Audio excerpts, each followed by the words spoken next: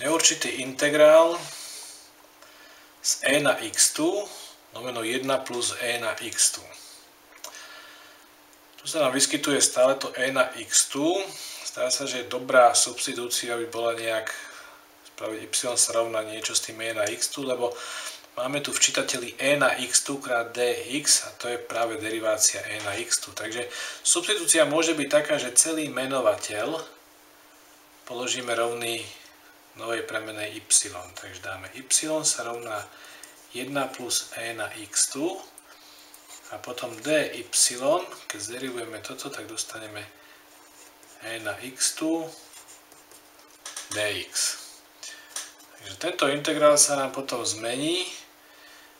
Celý menovateľ je y, takže je to 1 lomeno y a e na x tu dx, to je presne dy.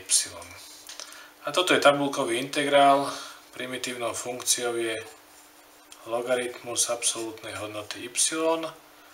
Musíme pripočítať neurčitú konštantu. A teraz musíme prejsť od premennej y zase späť ku premennej x.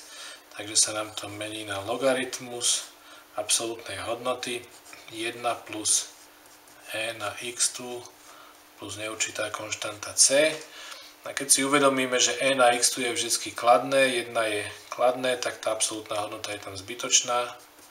A môžeme písať, že toto je rovné logaritmu z 1 plus e na x tu plus c.